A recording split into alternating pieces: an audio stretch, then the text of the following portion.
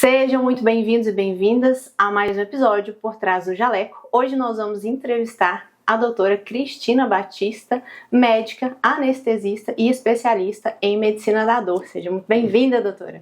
Muito obrigada, Vanessa. E hoje nós estamos aqui para conhecer a sua história e a sua trajetória ao longo desses mais de 20 anos atuando na anestesia e dentro da medicina de forma geral. Em primeiro lugar, conta para nós como que foi a sua decisão em fazer medicina. Teve alguém na sua família que te inspirou, alguma pessoa, alguém próximo? Como que foi essa decisão? Então, foi um chamado, porque eu não tinha nenhum motivo, eu não tinha nenhuma pessoa próxima que me fizesse isso. E eu queria ser médica, eu não sei porquê, eu não sei te dizer. Eu lembro que quando eu falei pro meu pai, é porque eu queria ser médica, ele falou, olha, você vai ter que estudar muito. E quando ele me falou isso, eu falei, se o problema é estudar, então eu vou. E foi eu estava na sexta série, eu tinha de 11 para 12 anos. E dali em diante eu botei na minha cabeça que eu ia ser médica e eu não tinha plano B. Eu não tinha, se isso não der eu vou fazer outra coisa. Sempre foi medicina. E como que foi a trajetória? Fez cursinho, não fez cursinho, passou de primeira? Tivemos frustrações aí ao longo do caminho? Como que foi uma novela. O que acontece? Quando eu estava no terceiro ano do colegial, na época que a gente se preparava para fazer vestibular, meus pais estavam num processo de separação. E apesar de eu sempre ter sido uma boa aluna, esse tipo de conflito familiar, ele interfere muito, ele desestabiliza, né? Então, quando eu estava no terceiro ano, eu estava estudando para fazer vestibular de medicina em Recife, que era onde eu morava. Meu pai tinha se mudado para Boa Vista, em Roraima.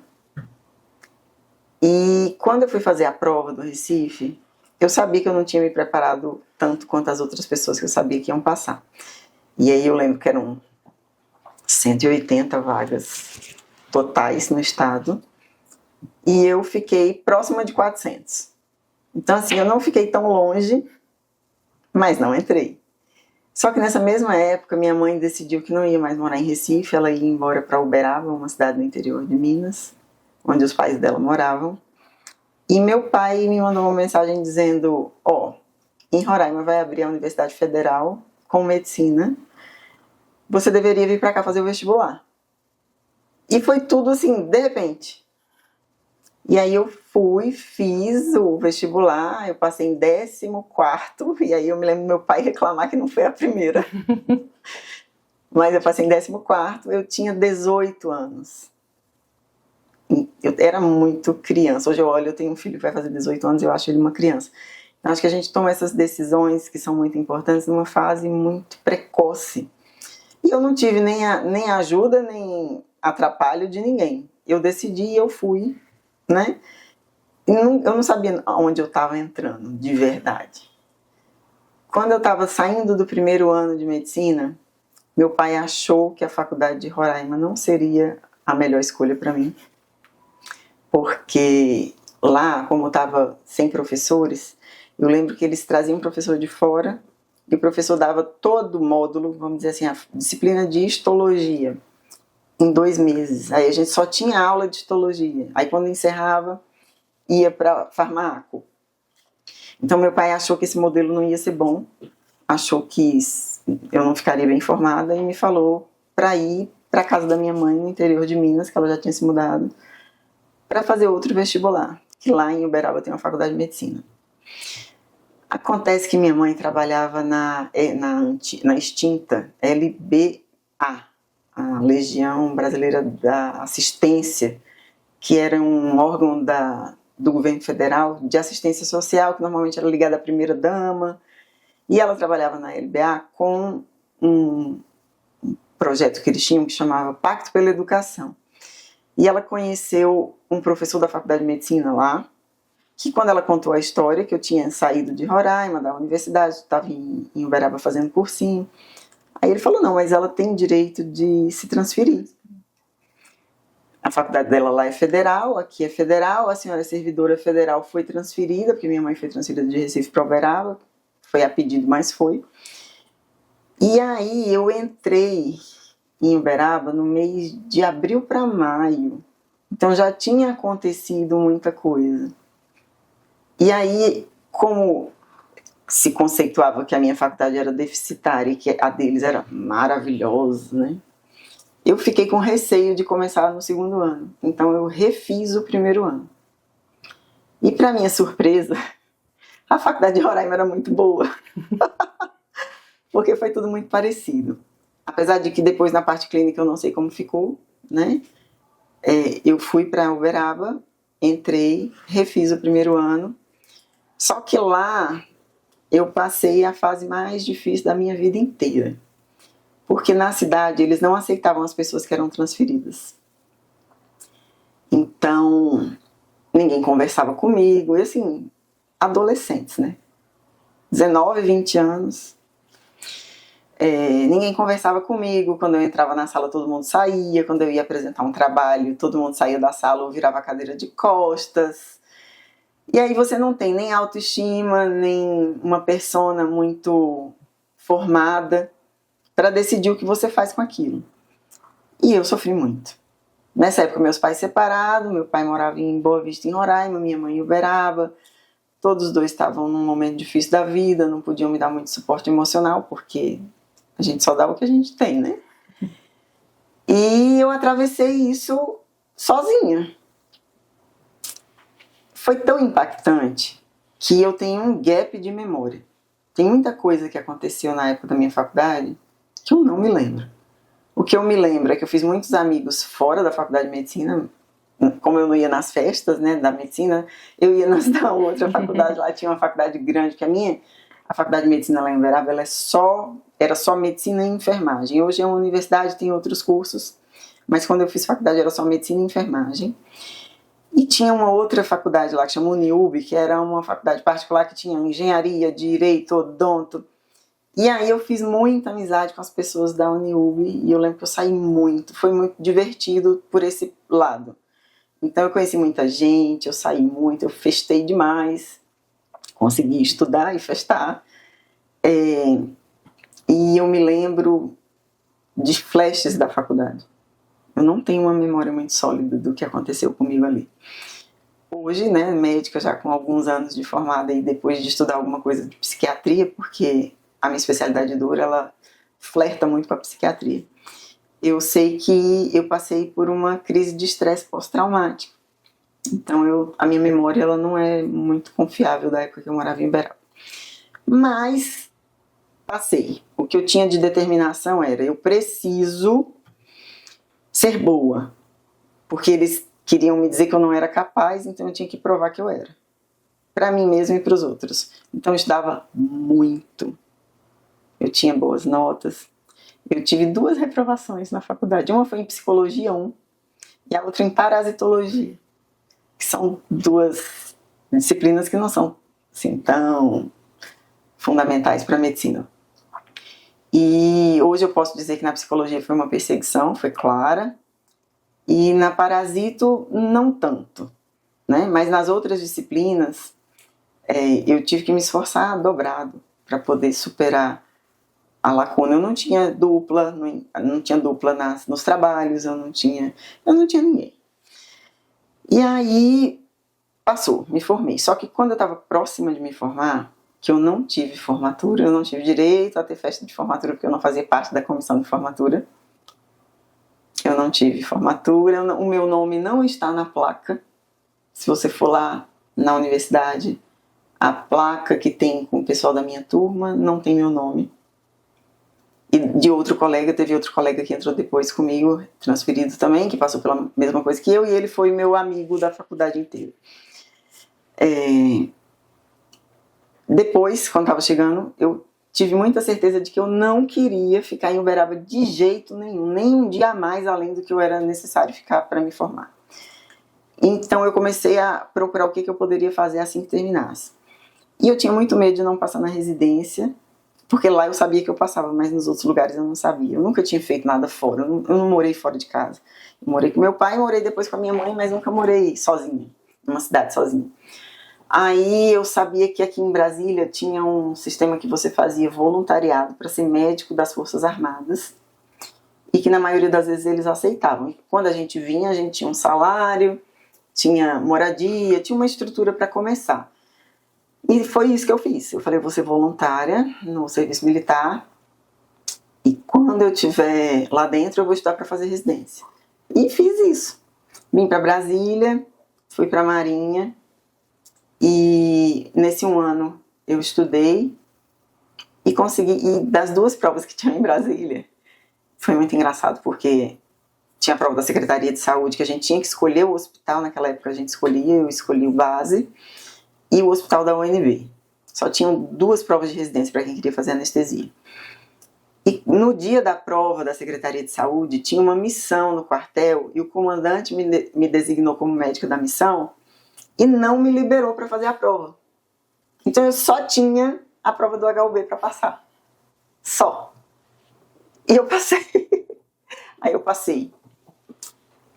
Passar na prova do HUB para mim foi fundamental, foi importante, por 2 motivos. Um, porque eu vi que eu era capaz, que eu conseguia, porque até então eu achava que eu não era capaz. Conseguiram colocar isso na minha cabeça, na faculdade de Uberaba, né? E depois que eu passei, muita coisa da minha vida mudou. Eu acho que essa aceitação, chegar no hospital e as pessoas falarem comigo, eu achava até estranho. Que eu chegava e as pessoas me cumprimentavam. Eu não era acostumada, eu chegava e ninguém falava comigo. E eu queria fazer anestesia porque eu pensava em fazer UTI. E a UTI, a entrada também era ou clínica médica, ou clínica cirúrgica, ou ginecologia, ou anestesia. Aí eu falei, não quero nem clínica, nem cirurgia, né? Eu vou fazer anestesia e aí depois eu faço UTI. Só que dentro da anestesia, na UNB, nós temos grandes professores, até hoje, né? Quando eu estava lá fazendo residência, nós tínhamos grandes professores. E eles fizeram com que eu gostasse de anestesia o suficiente para não querer fazer mais nada. Né? Eu realmente me encantei com a anestesia. E tive mais outro desafio. Mulher anestesista. Mulher anestesista em Brasília. Hoje é muito mais tranquilo, mas quando eu me formei, quando eu terminei a residência, não existia mulher em nenhum hospital privado do DF. Tinha uma mulher em um determinado hospital que era casada com um homem anestesista do grupo e que ela foi aceita porque eles diziam que se ela não fosse, ele tinha que ir.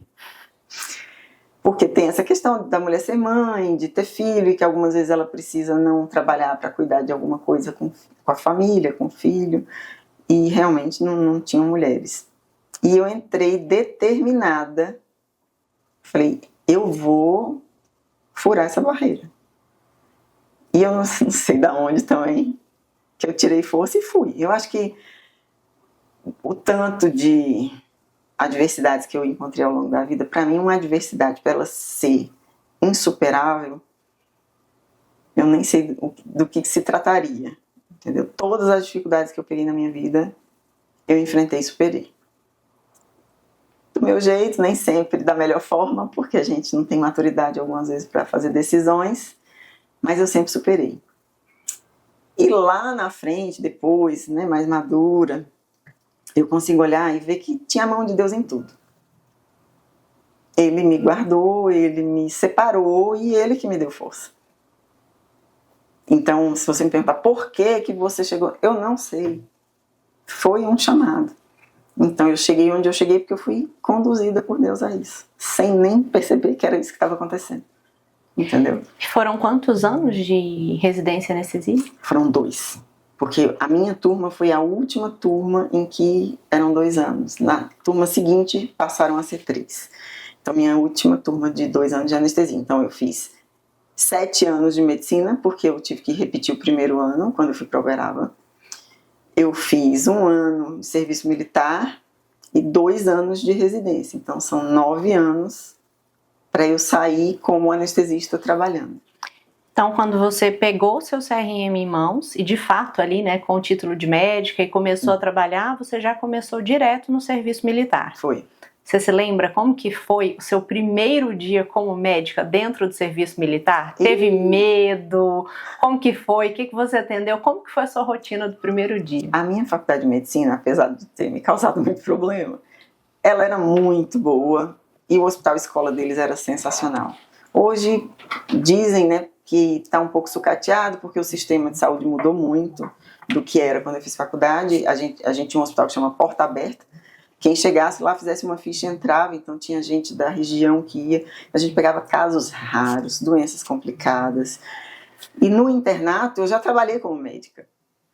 Então eu era muito atrevida no sentido de eu consigo. Porque quando eu saí da faculdade, eu já tinha feito parto, eu já tinha auxiliado em cirurgia, eu já tinha auxiliado em parada cardíaca, eu já tinha entubado, já tinha pegado acesso central, eu já tinha feito tudo.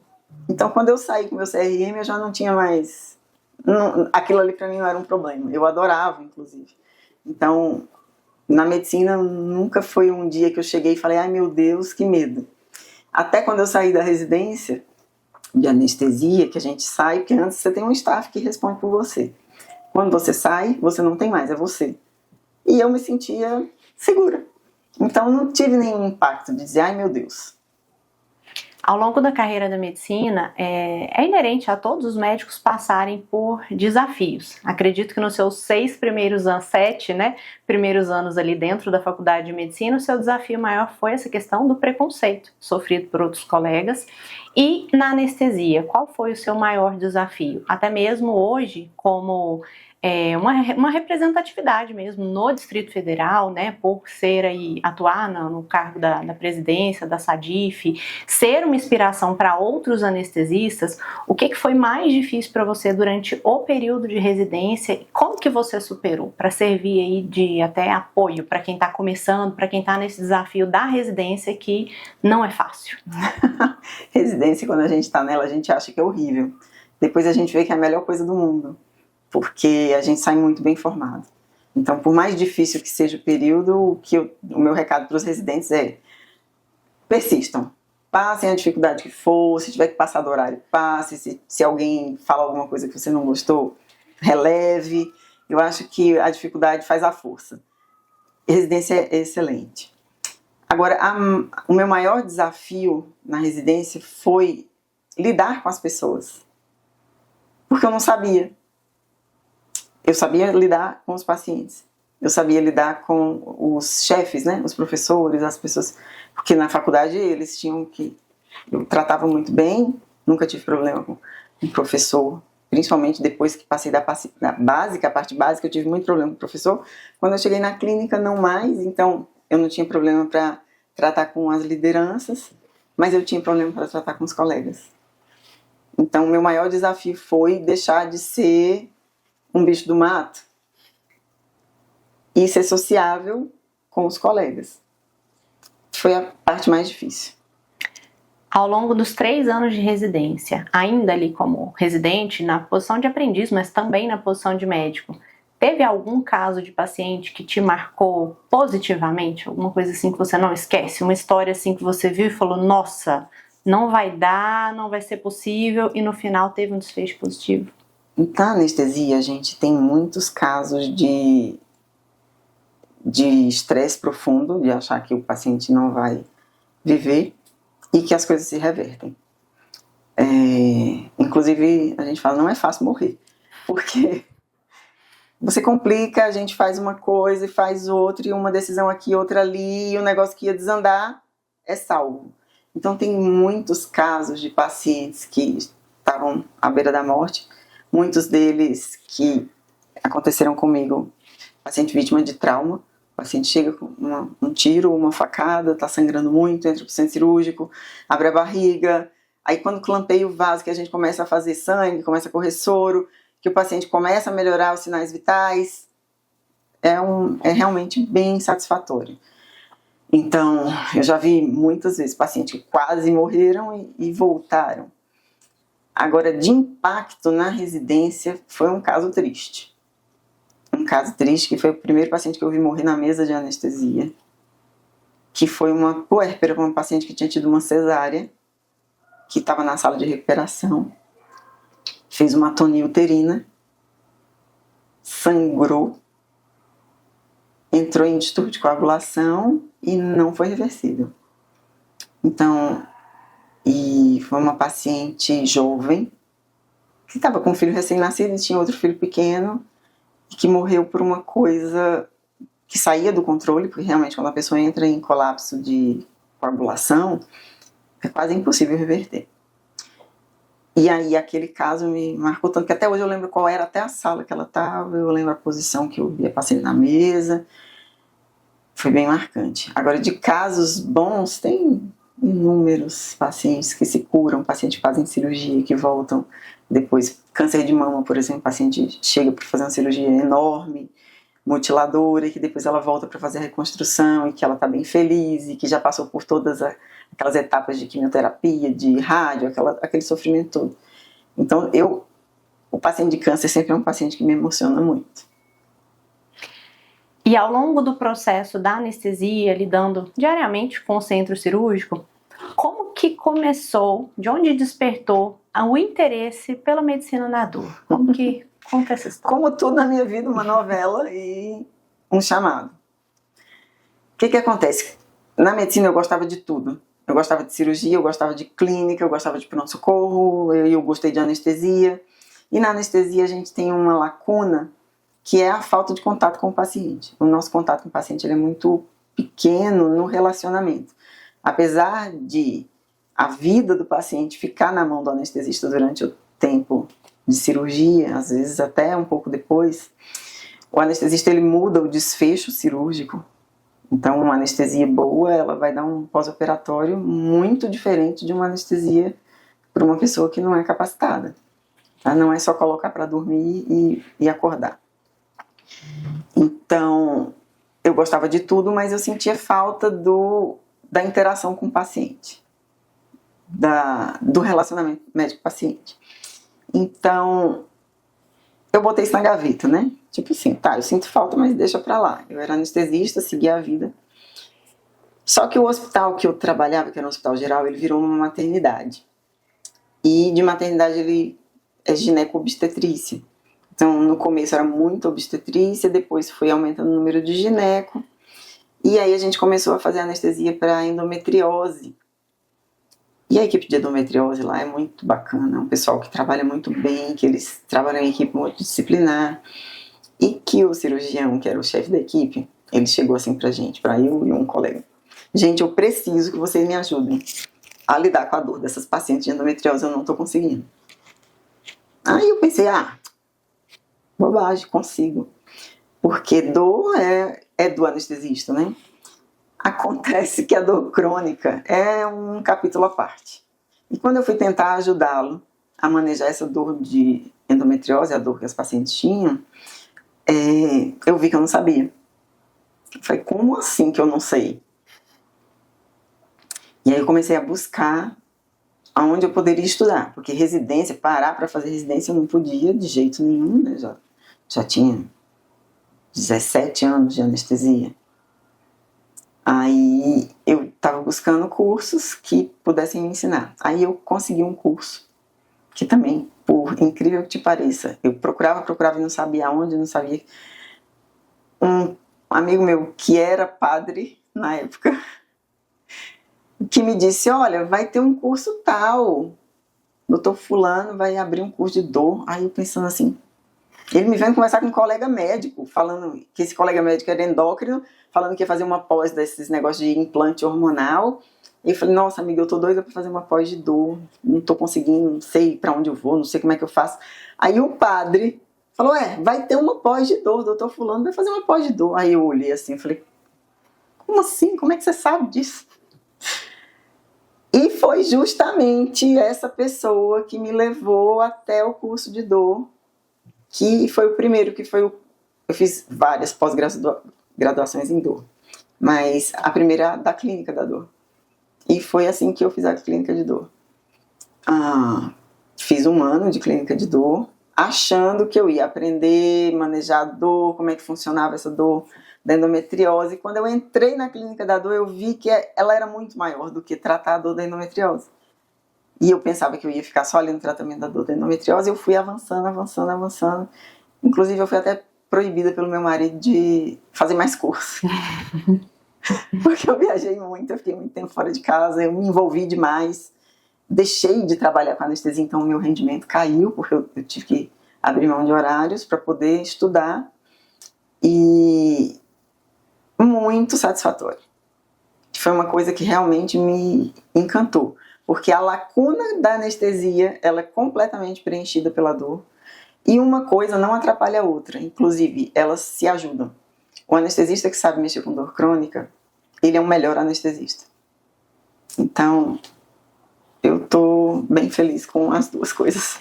E hoje, no dia a dia, atuando tanto dentro da anestesia quanto na parte da medicina da dor, você vê um preconceito, ou talvez até um desconhecimento de outros médicos, de outros profissionais da saúde em relação à dor do paciente? Aquele profissional que desacredita e fala para o paciente, é só tomar um analgésico, já passa. Como que é isso hoje em dia?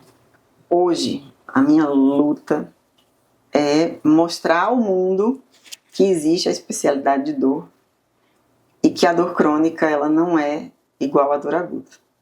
Então é uma luta e para todo mundo que eu consigo falar, eu falo. Eu, anestesista, não sabia que a dor da endometriose, sendo uma dor crônica, tinha um tratamento diferente, uma fisiopatologia diferente. Então, se eu dentro da anestesia não sabia, quase nenhum médico sabe. Médico. Não estou nem falando dos outros profissionais da área de saúde. Então, há um desconhecimento, uma lacuna imensa na dor no Brasil. Eu não sei como são nos outros países do mundo, porque nos outros países a gente sabe que tem muito tratamento de dor, muita intervenção em dor, mas eu não sei como é que o paciente chega no médico de dor. No Brasil, o próprio médico não sabe, quando ele não sabe lidar com a dor, porque chega num ponto que o médico geral, o médico de outra especialidade, ele vai barrar na falta de conhecimento para tratar da dor, eles não sabem para onde manda. Aí ele começa a desacreditar o paciente, que olha, seus exames estão todos normais, você não tem nada. Como que diz assim, essa dor sua não existe. E os pacientes começam a acreditar que eles estão ficando malucos, que a dor é psicológica, que ninguém acredita nele. E algumas vezes também o marido vai com a mulher e o médico fala, olha, seus exames são todos normais, você não tem nada. Aí o marido começa a achar que a paciente está tendo um ganho secundário, dizendo que está com dor. Olha, é um problema. Então não é preconceito, é falta de informação. As pessoas precisam conhecer a medicina da dor. E as, vamos dizer, divisões dentro da medicina da dor. Porque dentro da medicina da dor tem subdivisões. Então, assim, primeiro as pessoas precisam saber que existe a especialidade de dor, para depois entender as subdivisões da dor. Você disse logo no começo, e é a mais pura verdade, a dor em excesso e não tratada e desacreditada, o que é muito pior, acaba em alguns acontecimentos se tornando um problema psiquiátrico ou até mesmo um problema social. A pessoa deixa de ter um casamento saudável, a pessoa deixa de ir a um evento, deixa o trabalho. Como que você vê o impacto negativo da dor não tratada ou da dor maltratada no dia a dia desses pacientes? Um outro impacto também é o excesso de uso de medicamentos, de analgésicos, que concomitantemente não resolvem aquele problema pontual e acaba piorando o fígado e etc. Como que você vê os efeitos no paciente dessa dor no dia a dia? Sempre que eu recebo um paciente de dor crônica, ele senta e ele fala assim, é minha última tentativa. Porque ele está cansado de contar aquela história longa para diversos especialistas. Vamos dizer assim, você chega aqui com uma dor numa articulação sacroiliaca. É uma dor que se confunde com dor no glúteo, que se confunde com dor lombar, que se confunde com quadril, e que o paciente já passou no ortopedista, já passou no clínico, já foi no pronto-socorro tomar remédio, e que ninguém, porque a sacroiliite, ela é um diagnóstico um pouco mais difícil de se fazer, não é tão óbvio quanto uma coluna ou um quadril. E aí esse paciente já andou muito, ele já foi em vários especialistas, em vários ortopedistas, em outros médicos que não são ortopedistas. E aí ela cronificou, além da dor aguda, né, da inflamação da articulação, ela fez uma sensibilização central. Ela não acredita mais que a dor dela é real. Ela começa a achar que a dor que ela sente é uma dor emocional. Impacta em tudo. Impacta em tudo. paciente fica desacreditado, que ele fica como se fosse preguiçoso ou mentiroso. O paciente fica ou improdutivo ou com baixa produtividade. Ele não consegue produzir da forma que ele produzia. A falta do trabalho, ela tem um impacto emocional, porque quando a gente não trabalha por algum motivo, principalmente por um motivo que a gente não quer, você começa a entrar num ciclo de achar que você não é necessária no mundo. E isso tem um impacto muito negativo. A gente precisa se sentir útil de alguma forma, né? A gente trabalha para isso, para ser útil para a sociedade. Além de ter que tomar muitos remédios, às vezes não pode beber álcool, aí vai ter uma festa, a pessoa não participa socialmente de alguns eventos, ela deixa de ir a alguns eventos, então é uma tragédia. O paciente com dor crônica que não foi bem entendida, ou que não foi diagnosticada, ou que encontrou uma pessoa que falou alguma coisa que feriu, ela é uma pessoa paralisada. A doença psiquiátrica, na verdade, ela praticamente anda de mão dada com a dor crônica. E a gente não sabe o que acontece primeiro. A depressão causa dor ou a dor causa depressão? Porque normalmente elas estão juntas. E a gente precisa tratar as duas. Lógico que existem dores crônicas que não são tão impactantes. No emocional, vamos dizer assim, uma artrose de joelho. Você tem uma dor de joelho, você está com 60, 65 anos, você trabalhou num trabalho que exigia muito esforço, então você sabe que o seu joelho dói porque usou muito ou porque está velho. A pessoa também tem a impressão que todo velho vai ter dor. Eu estou velho, então meu joelho vai doer. Isso não tem um grande impacto emocional. Agora, uma pessoa que tem, por exemplo, uma dor por endometriose, que é uma dor invisível, que a paciente tem uma dor muito forte, é uma dor que tem o sistema nervoso autônomo envolvido, então não é só a dor, tem náusea, tem diarreia, tem outras coisas associadas a essa dor. Ela tem a vida sexual dela completamente impactada. E aí ela faz uma cirurgia de endometriose, por exemplo, tira as endometrioses, mas a dor continua ou piora, porque não foi feito o manejo da dor. Essa paciente é extremamente disfuncional. Ela não consegue estar bem casada, ela não consegue trabalhar, ela não consegue ter vida social e ela não consegue ninguém que ajude nesse problema. Existem dores pélvicas que são incapacitantes a ponto do paciente precisar ir para eletrodo medular, né? Que vamos dizer é a ponta do tratamento, o último recurso. Então tem pacientes de dor pélvica que já tomaram todos os bloqueios, medicamentos, terapias, fisioterapia, e que não tem uma melhora suficiente. Uma pessoa que está incapacitada em idade fértil, uma paciente de 30, 40 anos, e que tem que ir para eletrodo. Então não é uma dor de brincadeira. Esse impacto emocional é, vamos dizer assim, impossível não ter. Uma paciente que tem dor por endometriose, ela não tem impacto emocional e não tem algum diagnóstico psiquiátrico, pelo menos depressão, porque elas andam muito juntas. Outro exemplo de impacto emocional muito grande, dor no câncer.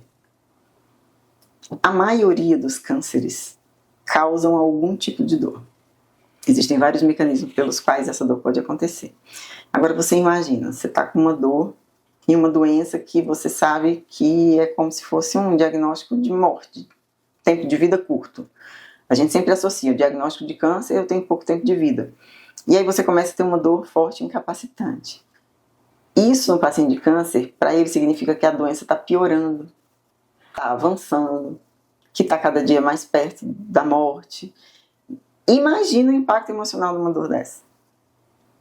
E às vezes esse paciente não é terminal. Às vezes tem paciente de câncer que teve uma cirurgia que causou uma lesão nervosa, ou que tem determinados cânceres que produzem dor, que vão fazer tratamento, que vão ficar bons do câncer, mas que tem dor forte. Só que a dor para o paciente de câncer significa piora, significa estar muito perto da morte. Então, tem um impacto emocional muito grande. A dor, ela é invariavelmente impactante no emocional de qualquer pessoa. E a causa da dor, obviamente, influencia em como vai ser o tratamento do manejo dessa dor. Mas na imensa maioria das vezes, como é feito o tratamento para a dor do paciente? Vamos supor, eu acabei de chegar aqui e falo, olha, eu tenho endometriose e eu tô com muita dor. Como que é? Faz uma primeira consulta, analisa os exames, não pede exames, como que funciona e qual geralmente é o tratamento? Depende do paciente, de onde ele vem, em que estágio ele está. Por exemplo, quando eu recebo pacientes do grupo de endometriose, que as pacientes sabem que eu mexo com dor pélvica e que eles já mandam com tudo pronto. Eles já mandam o paciente com a ressonância pélvica, já, se tiver algum comprometimento nervoso, eles já me sinalizam. Se teve cirurgia, às vezes me mandam dizendo o que foi feito de cirurgia. A paciente que já faz fisioterapia pélvica. Esse pessoal da endometriose sabe começar a manejar a dor, então às vezes ela já chega com algumas medicações que estão corretas. A gente às vezes ajusta a dose ou acrescenta uma coisa ou outra. Então é um tipo de tratamento. Outra coisa é um paciente que vem, por exemplo, pelo Instagram, que viu dor por endometriose, ela tem endometriose e ela já foi em 3, 4 ginecologistas que não mexem, vamos dizer assim, que não tem conhecimento do tratamento de dor. Tem muitos ginecologistas que acham que endometriose, se ela for tirada, a dor passa. E não é assim. Não é, definitivamente não é. Aí eles vão exaurindo a paciente, fazendo exames, vários exames, para tentar achar uma causa para aquela dor, para justificar, olha, a cirurgia foi ótima, tá tudo bem, você não tem nada. E a paciente fica com dor. Então, quando chega aqui, eu tenho que começar do zero, porque a primeira coisa que eu tenho que fazer é ouvi-la e acreditar que ela tem dor, porque as pessoas não acreditam. Então, acreditar no que o paciente está falando. Muitas vezes, quando eu explico a forma que a medicação funciona, porque as medicações de tratamento de dor crônica, elas não são analgésicas. Elas têm um mecanismo de ação bem diferente. É para fazer modulação do sistema nervoso central, né? E não adianta você tomar determinado remédio o dia que você está com dor. Quando eu explico como funciona, aonde é que aquilo age, o que se pode esperar, tanto de efeito benéfico quanto de efeito colateral. Quando você fala para o paciente que existem outras possibilidades que vão além. Quando o paciente vê luz na treva que ele vive, já muda tudo. O paciente já aceita o tratamento, o paciente já entende a doença dele, ele entende que ele não está louco ou que não está nada errado. Então, depende de que estágio você pega o paciente. De caso prático, no dia a dia, já teve algum paciente que a descredibilidade dele em relação aos outros médicos ou em relação às vezes até à própria família te marcou? Por exemplo, algum caso de uma paciente que o marido não acreditava, ou a mãe, ou o filho, algum caso específico? Vários, porque começa com a paciente tendo dor por cólica, a história é mais ou menos assim. O paciente começa a ter dor por cólica, uma menstruação muitas vezes irregular. Então, a vida sexual dela já fica impactada porque ela fica mais dias menstruada, ela tem dores, então o marido já sabe que ela não vai estar disponível.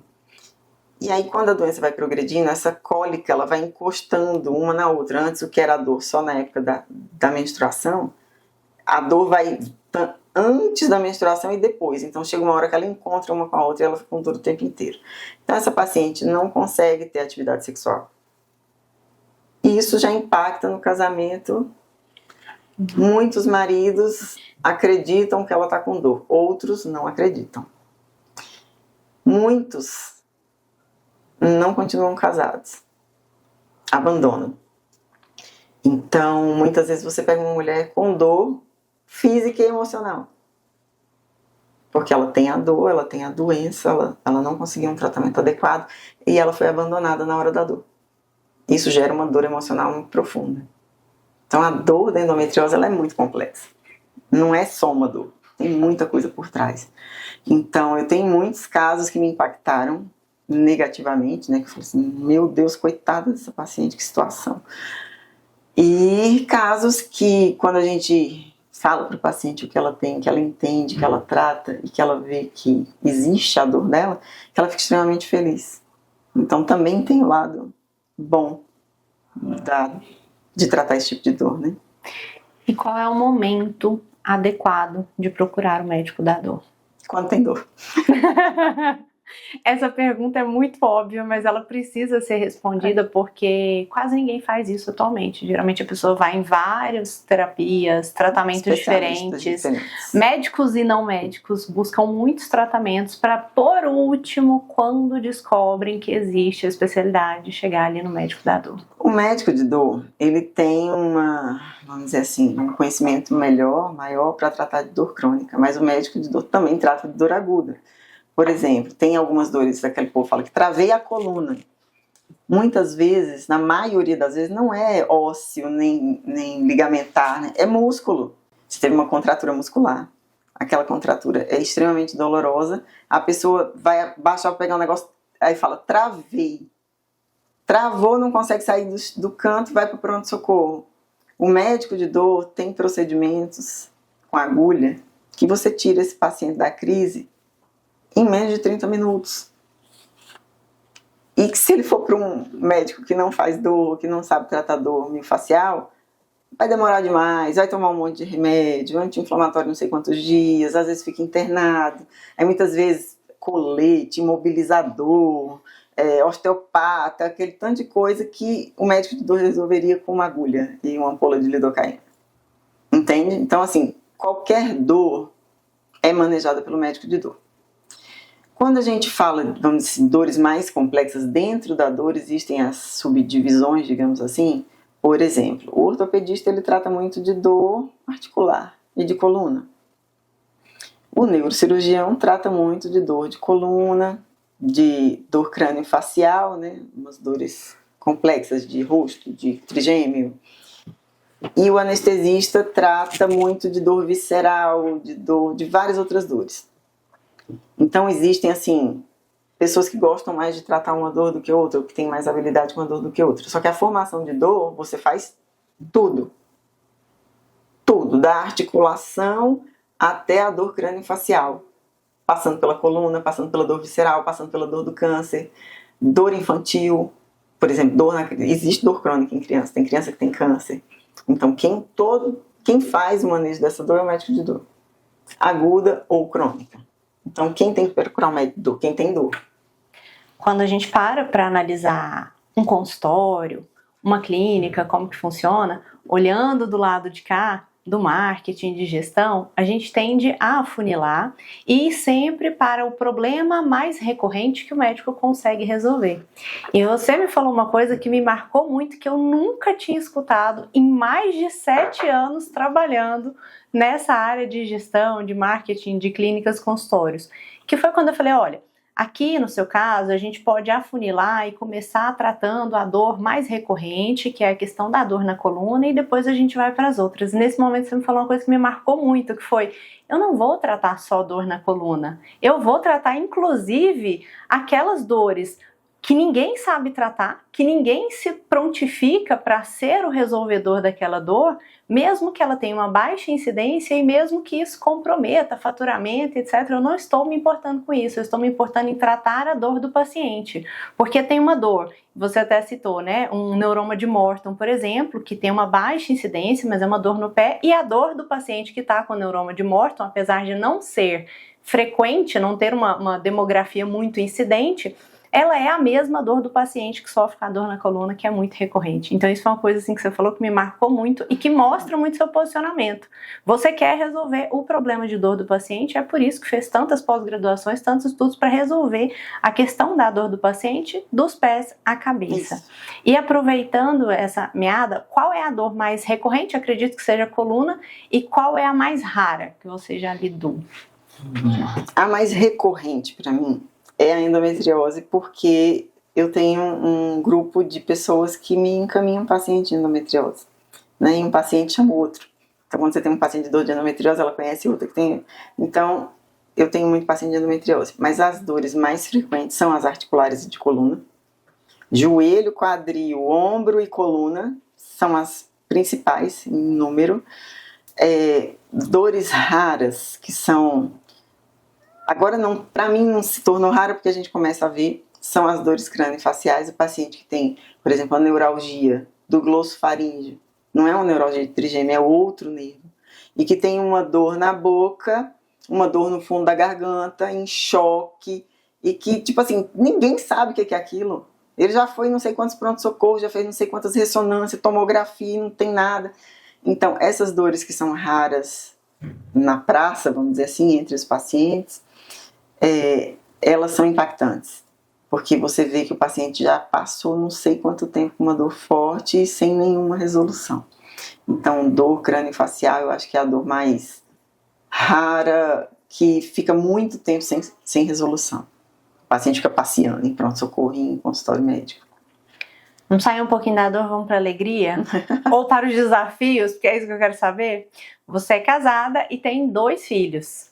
Como que foi nessa loucura toda que é a rotina de um médico, um especialista, anestesista e residência e hospital de cá e de lá, e toda essa construção, junto com tudo isso, tiveram aí 2 grandes construções que são 2 vidas, né? São 2 filhos. Como que foi conciliar a maternidade e 2 nascimentos aí ao longo do tempo? Olha, eu acho que foi a coisa mais difícil da minha vida, porque eu tinha essa luta de eu não quero abrir mão da minha profissão, mas eu tenho 2 filhos, né? Hoje, se eu pudesse voltar no tempo, eu teria me dedicado mais a eles. Tá? Porque eu deixei de ficar com eles muito para poder trabalhar. Eu acho que eles não sofrem com isso hoje. Eles já estão grandes, um tem 21, o outro está quase com 18. E eles são bem resolvidos, graças a Deus são 2 meninos muito bem educados, não me dão trabalho com esse tipo de coisa, de revolta, nada. A minha estrutura familiar também ajuda, porque meu casamento, ele é um casamento sólido, dentro de casa a gente não tem conflitos, sempre eu ajudei meu marido me ajudou, quando eu precisava de uma coisa ele me ajudava, quando ele precisava de uma eu ajudava. Eu tenho minha sogra e meu sogro que moram aqui em Brasília, que nas horas, vamos dizer assim, de aperreio mesmo, você liga e aparece. E minha mãe também vinha quando eu precisava, acabou depois se mudando para Brasília.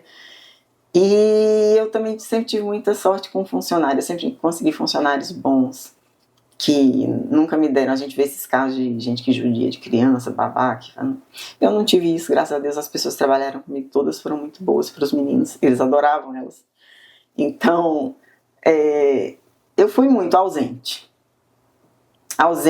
dessa questão de levantar, de dar banho, de fazer a lancheira, de levar para o colégio, de ver a tarefa, de botar para dormir. Eu não conseguia. Porque quando eu saía de casa, eles ainda estavam dormindo. Quando eu voltava algumas vezes, eles já estavam dormindo. Então, eu passava dias, às vezes, sem ver meus filhos. Né? Tentava, quando estava com eles, fazer alguma coisa mais legal, viajar, né? Ficar mais próxima para criar memória. Mas eu não recomendo isso a ninguém, não, tá? Não recomendo, porque eu acho que a carreira... Você vê, vou fazer 50 anos daqui uns dias. Eu praticamente estou recomeçando outra especialidade, né? Que eu tenho muitos anos na anestesia, tenho menos na dor, mas eu poderia estar começando agora e poderia ter criado meus filhos. Então, se eu puder dar um conselho para as mulheres, não se mate de trabalhar no começo da sua vida. Você tem a vida inteira para trabalhar, então fique com seus filhos, principalmente quando eles são pequenos, até uns 2 anos de idade. Se puder, né, porque tem gente que não pode, mas se puder, a carreira espera, e a infância dos filhos, ela não espera. E hoje em dia a gente tem uma longevidade muito diferente, né? Se a gente for olhar 40 anos atrás, a gente vê muito isso em propagandas, até mesmo em novelas antigas a gente vê também. Aos 40 anos atrás, aos 50 anos era uma senhora. Hoje em dia, aos 50 anos, às vezes a pessoa está no melhor momento da vida profissional, a expectativa de vida aumentou muito. Isso. Então eu acho que a profissão espera, a infância do seu filho não. E outra coisa também que eu não recomendo é não ter filhos. Porque tem muita gente, principalmente mulheres médicas, que elas ficam em dúvida se querem, porque não quer atrapalhar a carreira. Aí fica com esse negócio de querer congelar óvulo, de querer... Eu acho isso uma tremenda bobagem. Hora de ter filho é quando a gente é jovem. A natureza é sábia. Então a gente deve ter filho jovem. Depois a gente resolve. o mais importante é escolher bem o pai.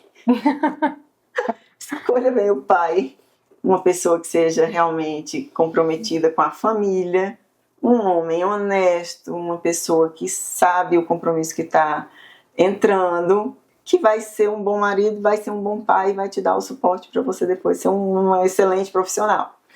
Mas eu nunca achei, e vou morrer sem achar, mulher não é igual a homem. Não é. Não que a gente não possa fazer o que eles podem. A gente pode, mas tudo posso, mas nem tudo me convém. Então existem papéis que eu acho que são insubstituíveis. Um deles é o de ser mãe. É insubstituível. E o prazo é curto. A nossa data de validade é curta, porque a longevidade aumentou. Mas a vida fértil, a idade fértil, não. Então continua sendo curta, então tenham filhos, casem, tenham filhos. Eu recomendo. E é uma das coisas que quando a gente pergunta, né, especialmente você que já passou por UTI ou já viu muitos pacientes terminais, a gente ouve as pessoas falando de muitos arrependimentos. Ah, trabalhei demais, briguei com a minha mãe, não pedi perdão pro meu pai, mas eu nunca ouvi ninguém dizer me arrependo de ter tido filhos. Não. Nunca, muito pelo contrário. Os filhos acabam sempre sendo a maior alegria da vida de uma pessoa. Os filhos, eles ressignificam, na verdade. Porque enquanto a gente não tem filho, a gente acha que o mundo é a gente. O mundo é você. O problema todo do mundo é só seu. Né? Quando você tem filho, você tem vidas que dependem de você, tanto financeiramente, quanto emocionalmente, quanto na forma de formação. E quando a gente tem um filho que eu falo, é um amor que não se mede, não se explica, é um negócio que não tem como explicar, é um amor que você nunca vai sentir por ninguém. O amor de um filho é um amor assim, não vai para ninguém. A gente começa a ver aquilo, a gente começa a se sensibilizar com problemas que antes a gente não se sensibilizava. Você começa a entender o que é ter uma criança, o que é que uma mãe pode estar passando com um filho, uma dor de uma criança, você vai olhar com outros olhos, né? Um sofrimento. A gente começa a se importar com coisas que a gente nem enxergava. E eu acho que os filhos vêm para tornar a gente um ser humano completo. Você não tem olhos humanos reais sem filhos. Não dá pra gente ter filhos e continuar sendo a mesma pessoa. Não dá. Aí a maternidade, ela vem pra isso. O ter filhos, ele vem pra isso, né? Pra gente se transformar e sair do egoísmo de viver só pra gente. Exato. Mas enxergar coisas que a gente não via. Com certeza. Pra gente ir finalizando, 2 perguntas. No dia a dia você faz muita prescrição. Isso faz parte da rotina ali de qualquer médico. O que você prescreveria para a sua vida pessoal? O que falta hoje? Assim, fala, eu preciso melhorar isso, eu preciso mudar aquilo. Qual é a sua autoprescrição? Apesar da gente saber que a automedicação não é recomendada. Eu preciso parar. Eu preciso saber ficar parada. Um dia parar e não fazer nada e não fazer nada, eu não consigo.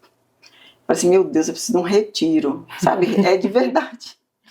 Um retiro daqueles que você vai para um lugar sem celular, sem internet, sem televisão, sem nada, e não leva nada, porque eu não consigo. Eu tenho uma agitação que eu não consigo. Eu acordo, eu já tenho 1000 coisas na minha cabeça, e eu só vou deitar quando eu estou exausta. Então eu passo o dia inteiro fazendo alguma coisa, mexendo com alguma coisa, pensando em alguma coisa, resolvendo alguma coisa. Então o que eu preciso? Parar. Preciso aprender a parar. E para essa nova geração de médicos, anestesistas ou não, especialistas em medicina da dor ou não, de modo geral, a gente viu muita coisa mudar ao longo do caminho da medicina, né? Nos últimos anos, a própria abertura desenfreada de cursos de medicina e toda essa problemática que a gente vive hoje em dia. Qual é a sua prescrição para esses novos médicos, para esses recém-formados, seja na residência ou seja na carreira? Que eu recomendo para os médicos mais novos é que encontre um propósito no que ele faz. Entenda que fazer medicina não é diagnóstico, tratamento e dinheiro na conta. Encontre um propósito, porque muda a sua forma de fazer e de ver medicina. Quando você entende que aquele seu lugar é importante, que foi é um presente que Deus te deu, que Ele te colocou ali, e a sua responsabilidade, o seu peso é muito grande. Quando a gente entende isso, tudo muda, fica muito mais tranquilo ser médico quando você vê com esses olhos. Outra coisa que eu recomendo, sejam mais resistentes, porque apesar da gente saber que o ideal é que o mundo seja ótimo e que todas as pessoas que você encontra na sua frente sejam boas, compreensivas e educadas, mas não é assim que o mundo funciona. E a resistência, ela te faz sempre uma pessoa melhor. Então muitas vezes eu vejo uns médicos jovens que a minha geração pecou muito pelo excesso de trabalho e de responsabilidade, e essa geração agora eu vejo que eles pecam pela falta de não querer, de não ter interesse, de não ter ambição, eles são muito desapegados de tudo e pouco resistentes. Então assim, sejam mais resistentes. O mercado pode estar lotado. Os resistentes sempre vão ser os vencedores. Então, quer ser vencedor? Seja uma pessoa resistente. Ninguém supera o persistente. Então, eu acho que o recado principal é esse. Porque o que a gente faz é muito satisfatório, é de uma alegria muito grande, causa uma felicidade muito grande. Então, se a pessoa encontrar um propósito e conseguir resistir às dificuldades, a vida dela vai ser muito boa. E pra gente fechar com chave de ouro, quem é a doutora Cristina e o que você quer causar de impacto na vida dos seus pacientes? Como que você quer que o seu paciente saia aqui do consultório?